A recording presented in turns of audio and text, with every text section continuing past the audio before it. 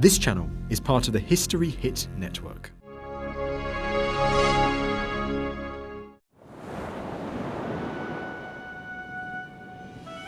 Over 2,000 years ago, the first great European capital cities rose around the shores of the Mediterranean.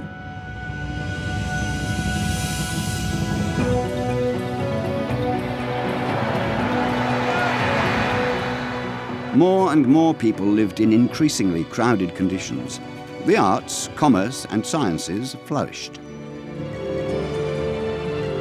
Struggling for power and influence, these cities tried to outshine each other by erecting magnificent buildings.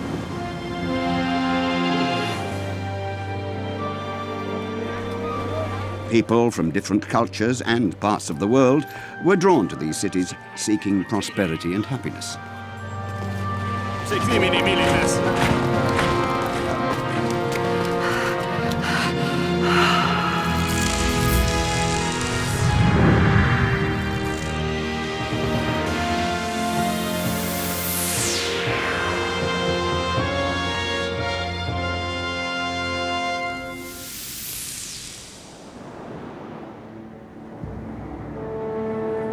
On the coast of North Africa, once stood the fabled city of Carthage, a city of merchants and traders and home to one of the greatest seafaring peoples of all time. Beginning in the 12th century BC, the Phoenicians, forefathers of the Carthaginians, came from the east by ship and gradually settled all along the North African coast. Their thirst for adventure and their spirit of exploration are legendary. They sailed around Africa, and some say they even reached the Americas.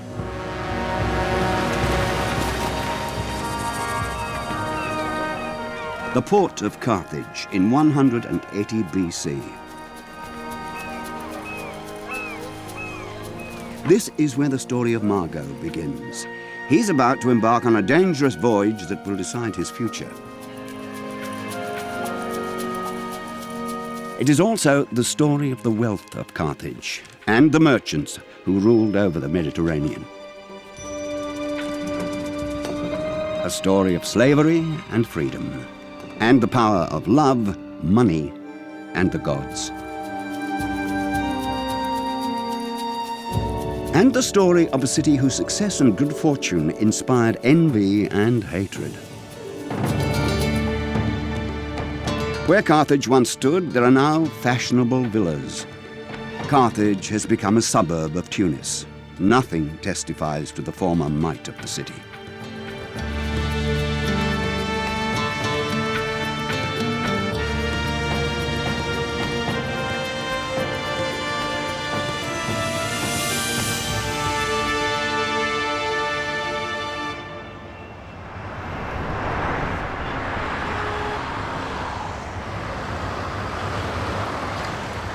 Tunis is a city of contrasts. Here, Africa meets Europe. The present collides with the past. Modern Tunis is the capital of Tunisia, but there is no way it can rival the importance of ancient Carthage. That city was the hub of Mediterranean trade and a meeting place for people from all over the world.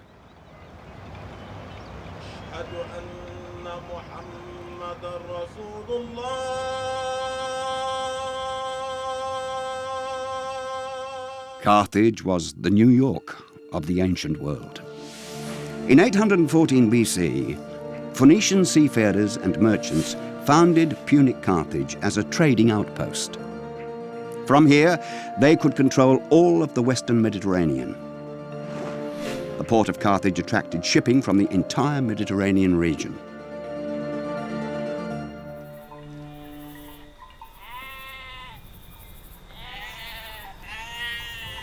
Outside the city gates stands a Roman aqueduct.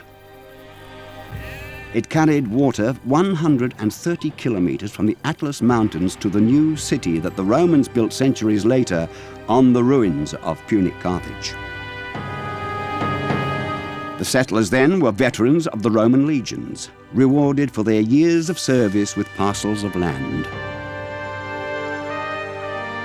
Visible from afar, the huge aqueduct demonstrated Rome's claim to North Africa.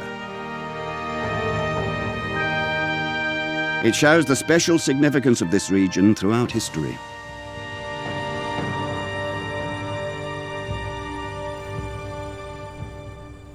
The water also supplied the great Roman baths, one of the city's meeting places. The size of the baths testifies to the city's former greatness and to the luxury its people enjoyed. Roman Carthage was a centre of trade and the main port in North Africa, and it provided Rome with wheat from the hinterlands. From Carthage, the Romans ruled their lands in Africa. But long before the Romans arrived, this was home to the Carthaginians. Few traces of them have survived. Professor Fati Shelby has been trying for years to uncover the secrets of the Punic Carthaginians. His excavations reveal little of the city's daily life, but they are eloquent about its horrific demise. On retrouve ces traces, les vestiges de cette catastrophe dans les fouilles de la couche de 146 de destruction, qui sont des couches noires de cendres, de poutres qui ont brûlé. On rencontre dans ces fouilles des plans fendus, des armes, des javelots, des cadavres, des crânes fondus, toutes sortes de témoignages de cette épouvantable bataille qui s'est déroulée ici sur cette colline et qui ont sonné le glas de la Carthage punique. Among the most important and most mysterious remains of culture are the stelae. They are stone pillars that were erected on holy sites and burial grounds. They bear puzzling signs and inscriptions. Thousands of stelae are kept in the storerooms of the National Museum of Carthage.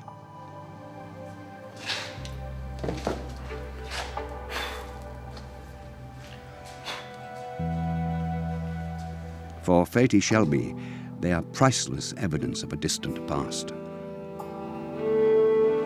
They are more than 2,000 years old.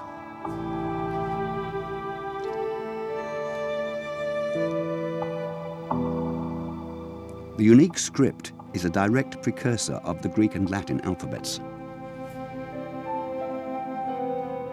Phoenician seafarers brought this alphabet to Carthage from their homeland.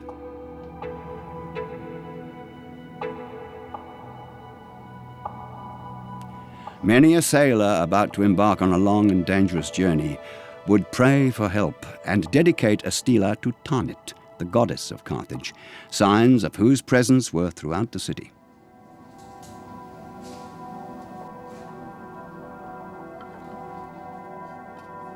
The skeleton of a young Punic man was found in one of the mausoleums of old Carthage. He lived 2,200 years ago.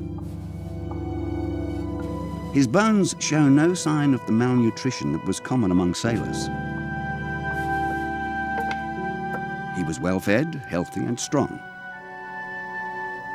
In the laboratory of the National Museum of Carthage, anthropologist Sihem Rudisli attempts to coax his story from these bones. Perhaps this man was one of the city's many merchants.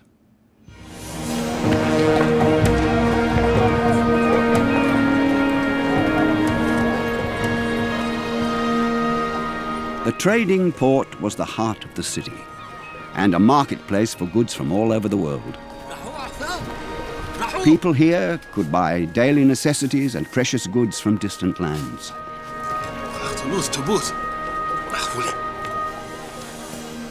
Anything was possible in Carthage. You could get rich if you were clever or bold.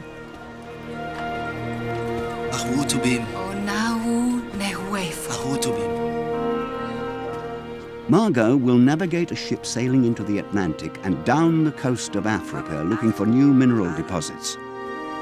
With the help of the gods, Margot hopes to add to the city's fame and wealth. If he succeeds, he'll finally be able to marry Biriklit.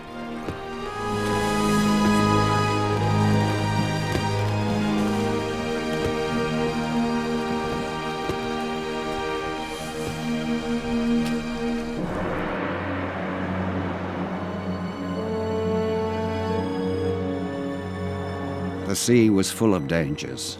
Many set sail never to be seen again. Even if you could steer clear of the shallows and weather the storms, there were still pirates and slave traders to contend with.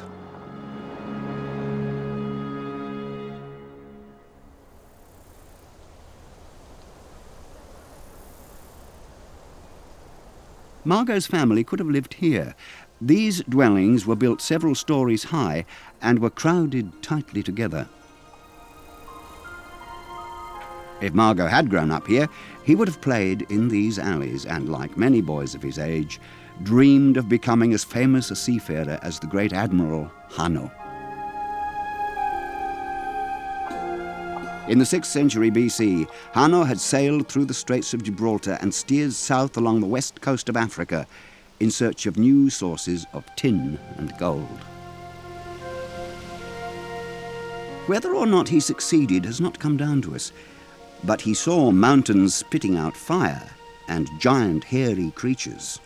As proof, he brought back a gorilla skin.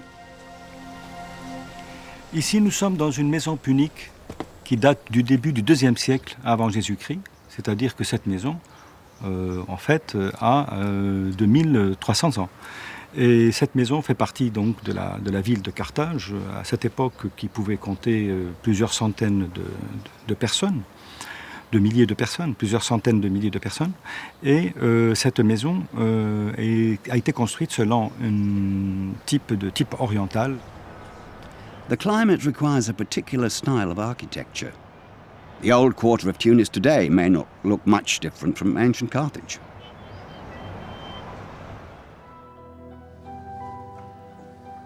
Dutch archaeologist Royal Doctor is interested in the everyday life of the ancient trading city. How was Punic Carthage organized? First, he must get an idea of the city's layout.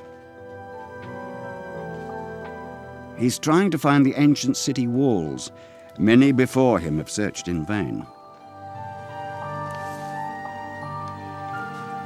There should be clues on the plans of previous excavations.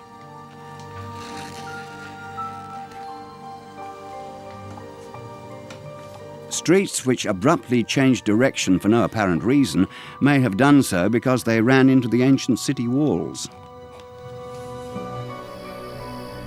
This is where he hopes to find them. Here, archaeologists have already dug 10 meters down into the history of Carthage. These steps take Royal Doctor past the Byzantine and Roman eras down into the remains of the Punic city. Are these stones from Carthage's old city walls? They were built to protect the inhabitants from raids by North African tribes.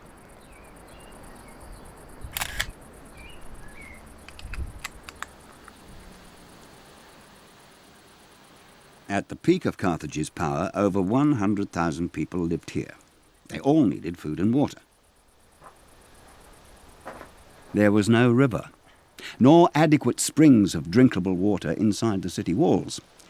Carthaginian builders came up with a simple yet ingenious solution. L'économie de l'eau à l'époque punique était vraiment admirable. À Carthage, on a retrouvé des centaines de citernes. Chaque maison avait sa citerne propre. Ces citernes sont très profondes, étroites et allongées, et elles sont recouvertes d'un enduit étanche qui est très résistant et excellent, ce qui a permis de les conserver. Et ces citernes étaient approvisionnées par une adduction d'eau qui provenait de la terrasse grâce à des tuyaux en terre cuite. Unlike the Romans, the Carthaginians had no aqueducts. Perhaps they worried that they could easily be destroyed during a war. The Carthaginians used cisterns, giving them a secure water supply even during a siege. The heavy winter rains filled cisterns throughout the city.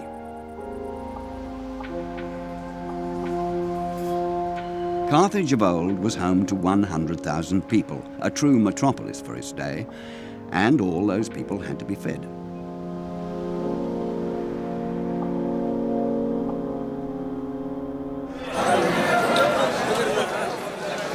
The marketplace then would have looked much like this one in the old centre of Tunis.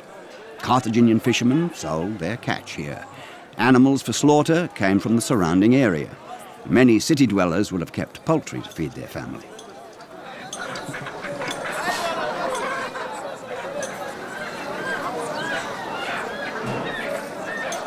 The region was fertile.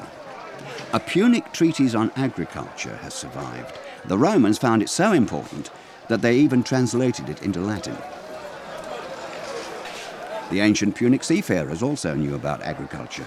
They waited out the stormy winter months on land, sowing the grain that would become their provisions on board. Grain and bread were their principal foods. A woman bending over an oven, watched by her child as she bakes bread.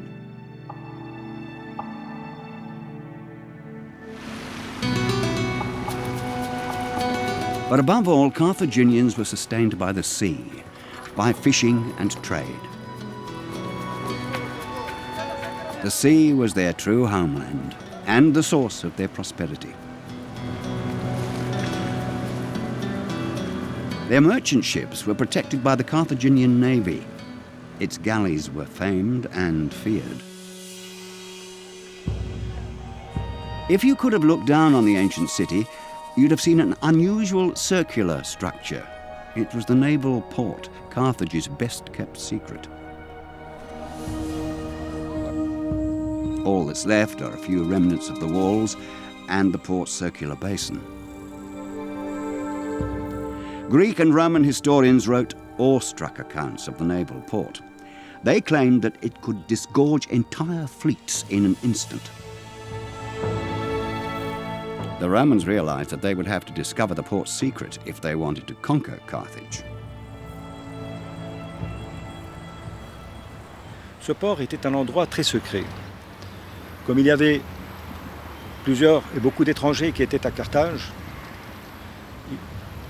les Carthaginois l'avaient entouré d'un grand mur pour empêcher que les regards indiscrets ne voient ce qui se passait dedans. Ils ne pouvaient compter par exemple le nombre de navires qui étaient ici en réparation. C'était donc un endroit particulièrement protégé et secret de la ville.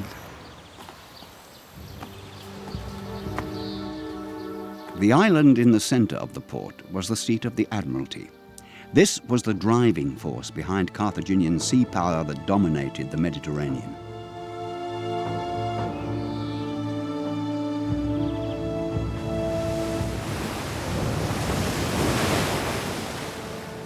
Carthage's warships protected the shipping routes and commercial outposts.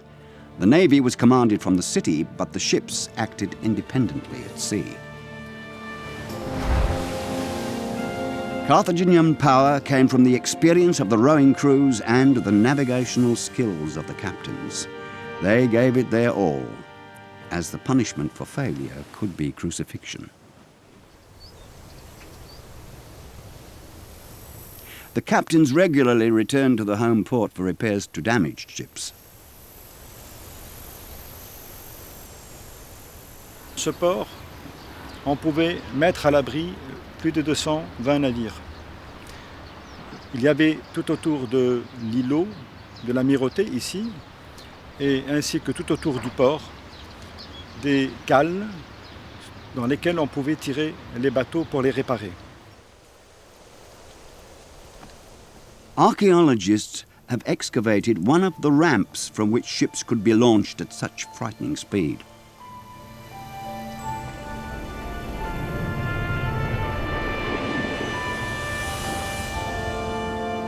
But that was only one of the secrets of this ingeniously designed port.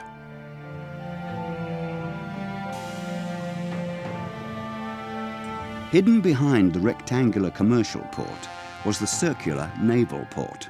It was not visible from the sea, and the entrance was also gated. So to anyone watching, the Carthaginian warships seemed to vanish into thin air whenever they entered port.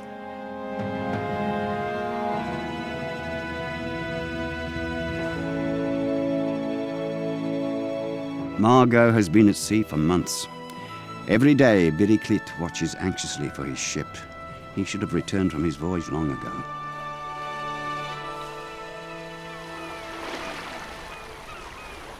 The town of Kalibia. Here too, life depends on the sea and the treasures brought home by its seafarers. Kalibia was a Punic settlement and, like Carthage, was destroyed by the Romans. The land and sea are unchanged, but today people travel by plane and most goods are transported by large freighters. All the same, Kalibia is still an important port, providing many people with their livelihood. Early in the morning, fishermen gather in the cafe after selling their catch.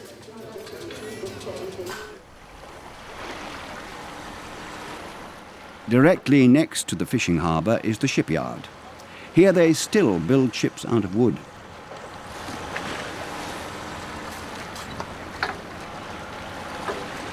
In ancient times, they were made from the cedars that grew in Lebanon, home of the Phoenicians. They were the ancestors of the Punic Carthaginians.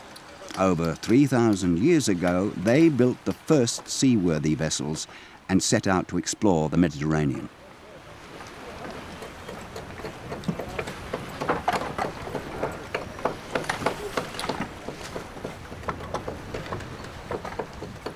They were masters of their materials and produced ships that defied wind and waves.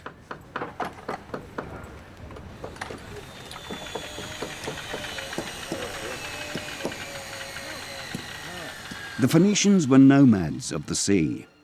They came from the royal city-state of Tyre, on the coast of present-day Lebanon, and sailed west, establishing trading outposts all along the African coast.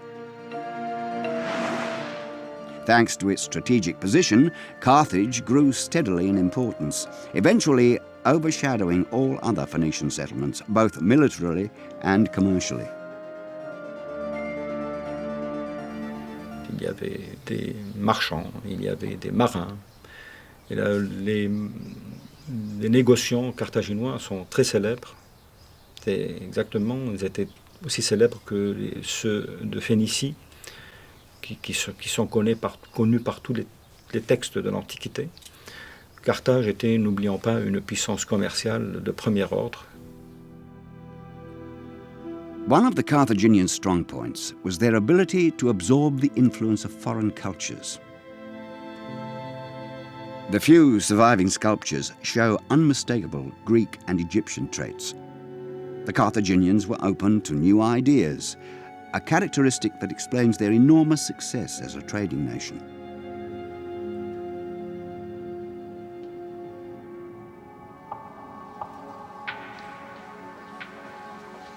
In a safe, Sihem Rudesli keeps a handful of treasures. They survived both the Roman soldiers and the grave robbers of later centuries.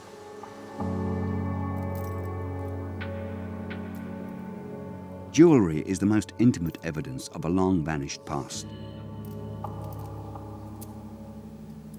Les bijoux puniques sont d'une rareté, d'une finesse introuvable de nos jours. Ce sont des bijoux qui ont été portés par des femmes riches, puniques, les bijoux avec des médaillons portant des statuettes en faïence, des boucles d'oreilles qui sont lourdes, bien travaillées. Il y a de la recherche dans la technique de la fabrication. Ces boucles d'oreilles, elles sont lourdes, elles ne peuvent pas être suspendues à l'oreille, mais elles peuvent être suspendues par l'intermédiaire d'un cordonnet. Les femmes riches portaient des bijoux avec des exigences. Donc les bijoutiers s'adaptaient à cette exigence de la femme riche punique. The gold is evidence of the wealth of Punic settlements and cities.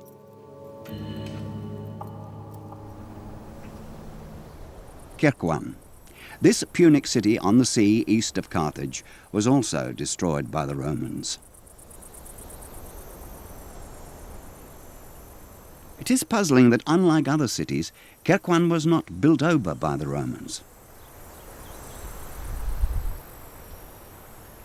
But for this reason, it provides a unique opportunity to learn more about the structure of a Punic city and the structure of Punic society.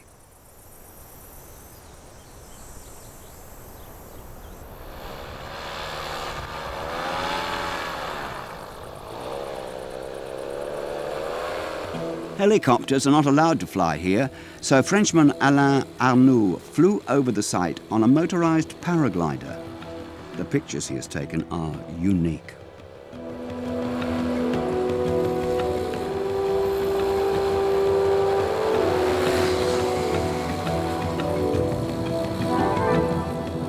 From above, a remarkably regular layout is revealed. The houses are small. There are no palaces or monumental buildings, no remnants of grand statues, no memorials to kings or generals, no triumphal arches glorifying grand deeds.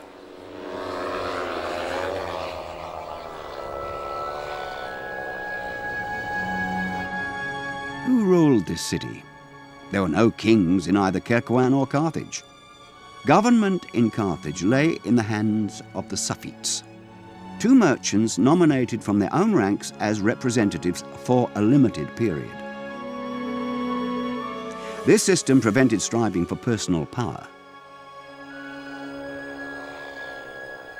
Nous savons aussi par les institutions carthaginoises qu'il y avait bien sûr des suffètes, c'était les chefs de politique de Carthage. Il y avait aussi des prêtres qui s'adonnaient au culte de toutes les divinités dont on en a parlé. Et ces prêtres sont évoqués aussi sur à la fois sur les stèles votives du Tophet, mais aussi sur des stèles funéraires. Donc c'était une société très complexe, qui était composée de plusieurs corps de métiers. A kind of democracy seems to have been practiced in Punic society.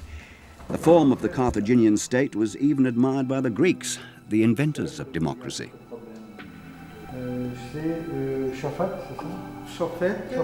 We know much about the city's management and the structure of Punic society from the stelae.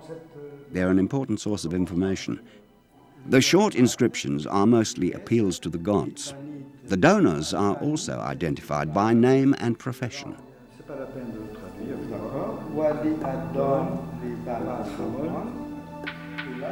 It was only the wealthy who could afford to commission stelae. They never mention the city's poor or its slaves.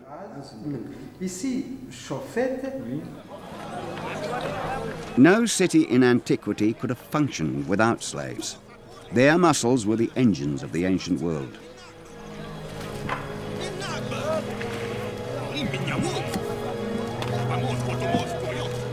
Anyone could become a slave through poverty, but also by being kidnapped or taken prisoner of war. Margot's ship has been seized by pirates.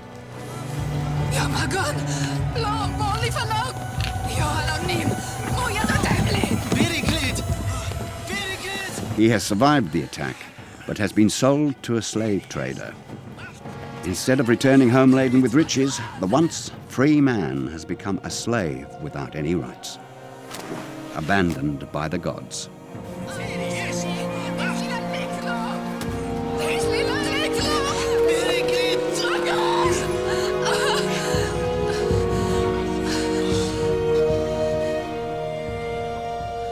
Where will Margot be taken?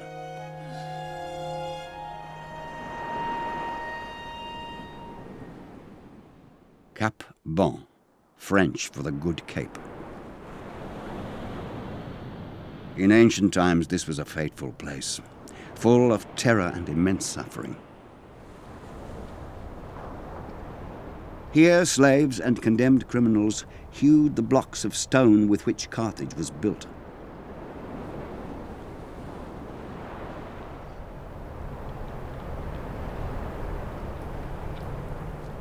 "15 meters underground, there is an extensive network of caves carved out by the slaves. The traces of their chisels can still be seen on the walls.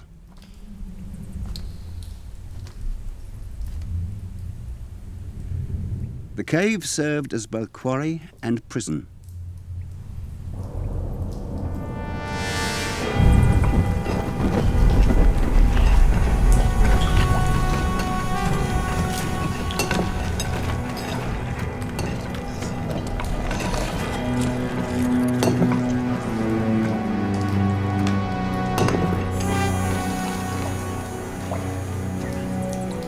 A man who was a slave in the quarries at Cap Bon had forfeited his life.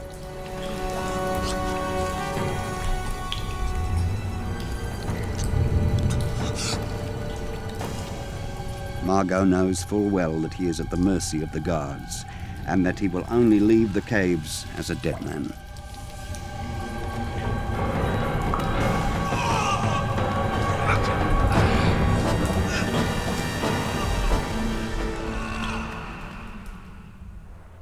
Yet only a day's journey separates Margot from freedom and his old life.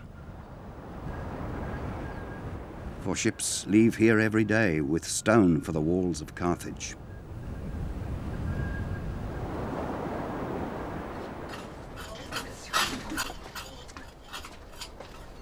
Roald Doctor's quest has paid off. Bonjour. He and his assistants have succeeded in uncovering the remains of the Punic city wall. It was a wall of massive proportions. Ça fait combien? 3,90 Meter. Okay, merci.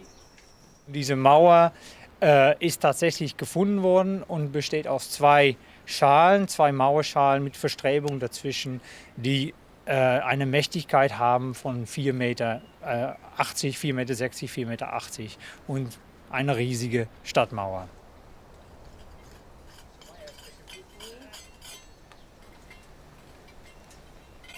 The wall Doctor has found served as a line of defence, but in quite a modern way it also divided the city into different spheres, into residential and commercial districts.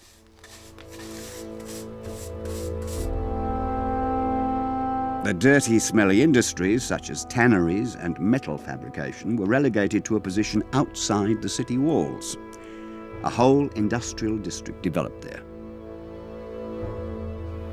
Im Industrieviertel Karthagos haben wir eine riesige Menge von solchen Blasebalgdüsen gefunden, die im Ofen steckten und wodurch die Luft geblasen wurde, um die Hitze zu steigern. Und gerade an diesen Blasebalgdüsen hat man im Labor in Amsterdam einige Beobachtungen gemacht, nämlich festgestellt, dass in dem Teil, das im Ofen steckte, ein sehr hohes Anteil an Kalk drin war. Und das würde bedeuten, dass da im Brennverfahren, also in der Eisenverarbeitung, Kalk zugemischt wurde, um die Verunreinigung zu neutralisieren. It was only in modern times that calcium was again used to produce high-quality steel. Could the Carthaginians have discovered this process 2,000 years ago? Along with other investigative methods, analyses by computer tomography in Amsterdam may provide an answer. CAT scans produce sectional views of the nozzles and reveal the Carthaginians' wide-ranging expertise in metallurgy. Das ist nicht zufällig, dass das so zustande gekommen ist, aber man hat auch die Elemente ausgewählt. Man hat das Calcium hat man zugeschlagen, ganz spezifisch, und man hat isolierende Materialien verwendet, ganz spezifisch, ganz ausgewählte Sandschichten, ganz saubere Sandschichten mit ganz bestimmter Korngröße, die isolierend funktionieren und die also Brennstoff sparen. The images confirm the bold hypothesis. The Carthaginians actually did develop a multi-phase process for manufacturing high-quality iron. This process was only rediscovered in the 19th century, at the start of the Industrial Revolution. In one of the nozzles, the scientists even discover a valve for directing the flow of air. Damit wissen wir, dass die wirklich ein hochwertiges Produkt anzubieten hatten, das auf ein industrielles Niveau angefertigt wurde, auf eine große Ebene. Da muss viel produziert sein, mehr als wahrscheinlich die Stadtbevölkerung selbst brauchte.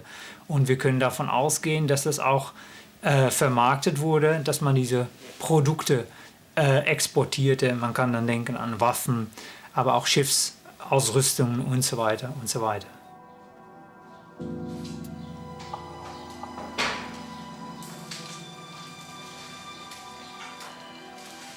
Carthaginian iron was good, but over time even the best iron crumbles into rust. Not so this well-preserved handle in bronze, an amalgam of copper and tin. There are no tin deposits in all of North Africa, and this was an important raw material. Tin, for example, came from the British Isles. Carthaginians controlled the trade of this and other metals and kept their sources secret. They even forged their travel logs to mislead rivals.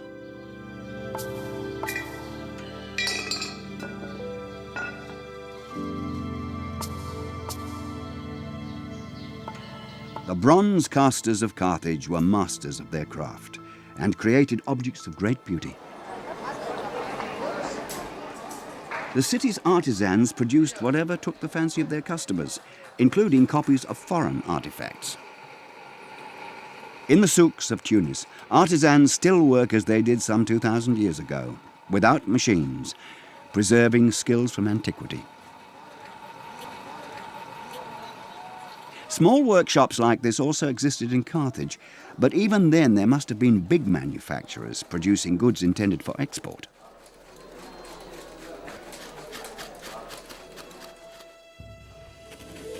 Artisans, ship owners, captains, and merchants with their extensive trade connections all contributed to the general prosperity.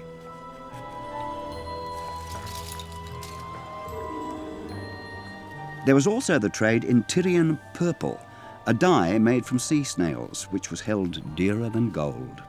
The purple dye was as famous as the proverbial business acumen of the city's merchants.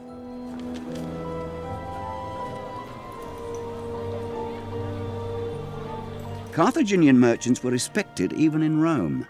Later, Pliny the Elder would call their Phoenician ancestors the inventors of trade.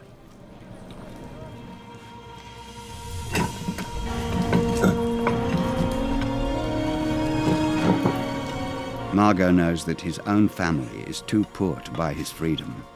Biriklit is Margot's only hope.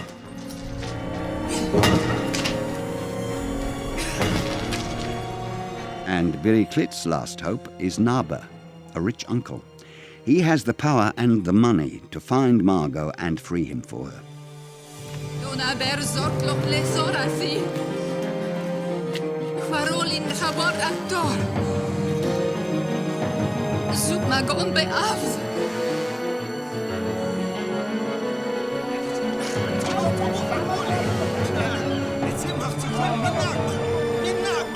The path to Margot leads through the slave market. Who bought him? Where is he now? How much will it cost to free him?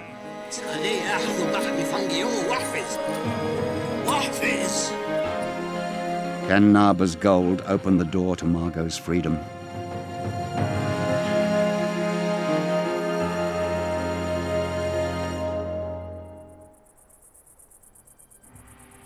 Four to 5 days' journey inland from Carthage once stood the city of Dougga, an important stop on the caravan route into the continent's interior.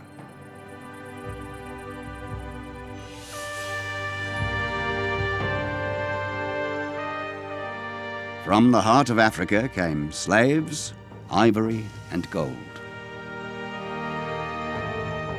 These ruins are from a later date. As in Carthage, the Romans built a new city on top of the ruins of a Punic settlement. Archaeologists from Freiburg in Germany are searching for traces of Punic Dougga beneath the Roman layer. Über diese Frühzeit wissen wir bisher in Dougga sehr wenig. Wir haben monumentale Grabtürme, die von einem hohen Wohlstand dieser mächtigen einheimischen Familien zeugen. Wir haben Inschriften, aber wir wissen nichts über die Siedlungsgeschichte dieser Zeit. Und das ist der Grund, weshalb wir dort unten auf einem größeren Areal eben in diese frühen Siedlungsschichten vorstoßen. The archaeologists have found the walls of a district of artisans' workshops from Punic times. Most of the amphora shards found here were produced locally, but from time to time, shards of Roman amphoras are unearthed. Through Carthage, Dougga was linked to the Mediterranean trade routes.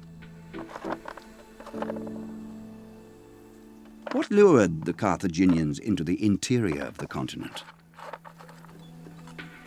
Was die Punier hier hergetrieben hat, war offensichtlich die Fruchtbarkeit dieser Gegend, in der dann später zum Teil auch wahrscheinlich schon in der Frühzeit Wein, Öl und dann auch Getreide produziert wurde. Dougga war verkehrsmäßig gut zu erreichen durch dieses Tal des Wet Khalet, durch dieses fruchtbare Tal, und liegt eben auch in einer strategisch ausgesprochen günstigen Position auf diesem Hügelkamm mit Steilfelsen auf zwei Seiten, also gut zu verteidigen, und die Stadt verfügte über Baumaterial, das man gleich vor Ort abbauen konnte. These were good conditions for a city, and so Dougga became an important centre. The Punic Numidian ruler Massinissa had a majestic mausoleum constructed here, a sign of the region's wealth. For a time, Massinissa was an ally of Carthage, but in a struggle for power, he switched to the Roman side.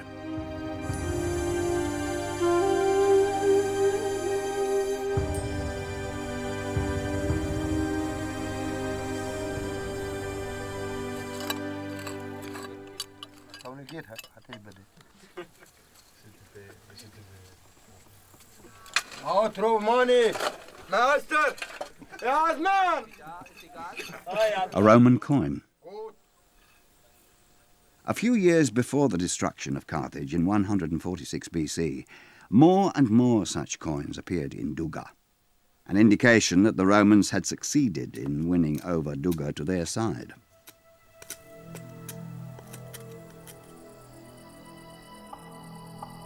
The Romans fought with weapons and with the power of the word. They spread rumours that the Carthaginians sacrificed their children to the gods here at the sanctuary known as the Tophet.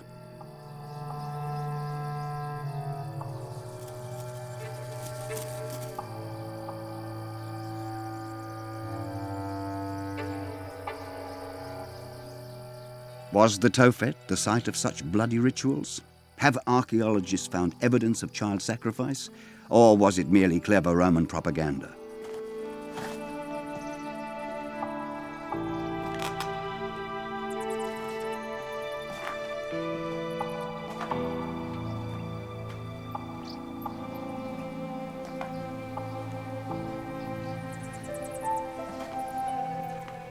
Thousands of urns have, in fact, been found beneath the stele. They contain the ashes and charred bones of sacrificial animals and those of children. For some researchers, this is evidence of bloody human sacrifice, but for Professor Shelby, it is far from being proof.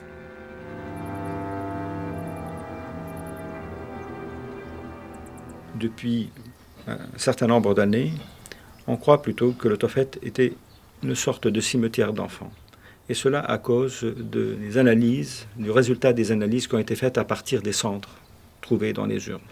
On s'est rendu compte que ces cendres appartenaient à des fœtus ou à des enfants morts-nés. Ensuite, on s'est souvenu qu'à Carthage, les tombes d'enfants sont plutôt rares, alors qu'il y avait une très forte mortalité. Donc, probablement ici, en présence d'un cimetière d'un type un peu spécial, où l'on présentait des enfants qui étaient déjà morts, on les rendait aux divinités de Carthage, Baalam et Atanit. And yet, child sacrifice cannot be ruled out entirely. It was known in other ancient cultures. Perhaps Carthage resorted to human as well as to animal sacrifice to appease the gods in hard times.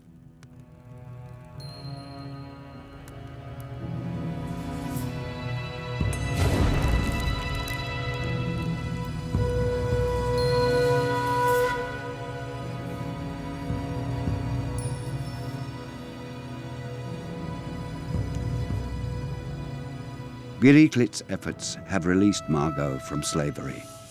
Now he is being taken back into the company of free men.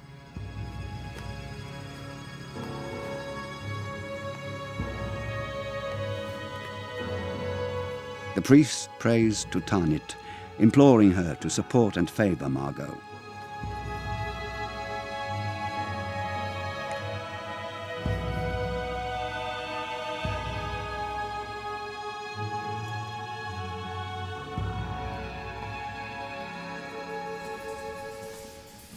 However pragmatic the Carthaginians may have been in daily life, religion was very important to them.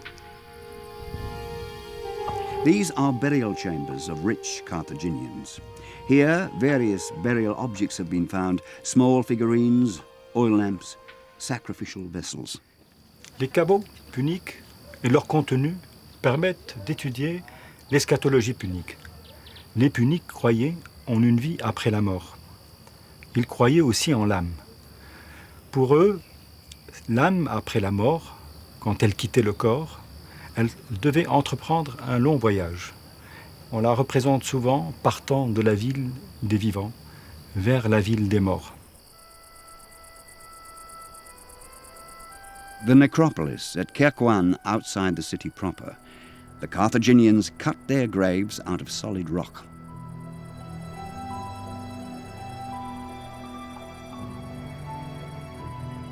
The graves were already robbed in antiquity, but the scattered bones of Carthaginians can still be found here.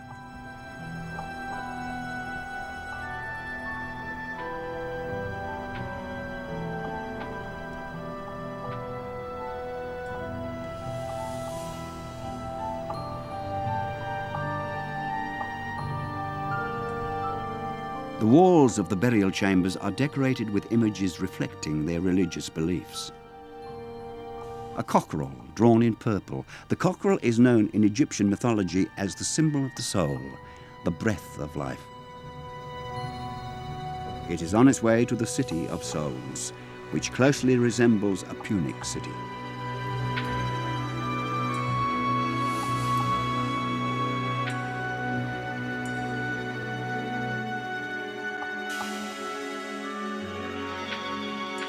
Gods and spirits dominated the daily life of Carthaginians.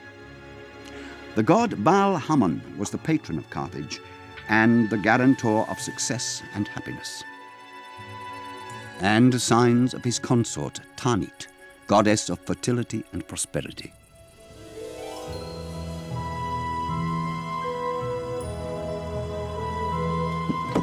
The priest leaves Margot purified and strengthened.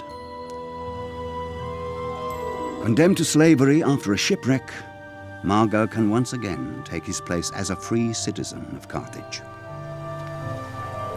Yo biriklit sakhli. Oh my God. Bahan sakhli. Yo Abi.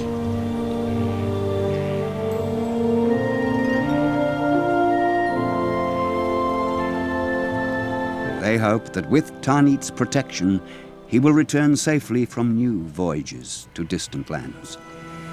Elo bait halunu ayom. Bahanopi atsiv lahsu wagam atufam hat. O alonim.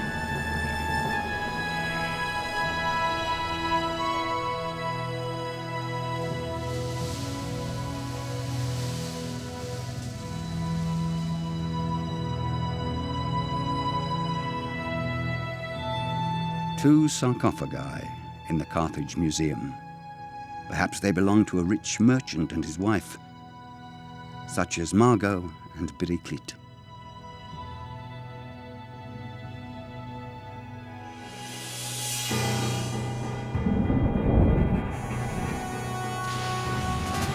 In Rome, the die is cast. Carthage must be destroyed. The Roman Empire equips a huge war fleet and sends its legions across the sea to Africa. In the spring of 146 BC, the decisive blow is struck and the city stormed. Dreadful scenes took place in these streets. Les soldats romains ont afflué du côté du port en gravissant les pentes de la colline vers la citadelle. Et en cours de route, ils ont détruit toutes les maisons tous les quartiers qu'ils avaient traversés. C'était un mouvement dévastateur. Des maisons ont été éventrées, se sont effondrées. La grande partie de la population a péri sous les décombres et dans les flammes. The Romans razed Carthage to the ground and cursed the city for all eternity. Never again would people live here. How immense must have been their hate. Or was it fear? And yet, just 100 years after the sack of Carthage, the Romans themselves built a city on these ruins. It was to become the capital of the Roman province of Africa. It was Carthage's extraordinary commercial success that had so enraged the Romans. Only after Rome had annihilated her rival and arch-enemy could she rise to greatness. And so the destruction of Carthage has entered history as one of mankind's greatest tragedies. Carthage became a memorial and a legend, a magical place that has cast its spell on people throughout the ages.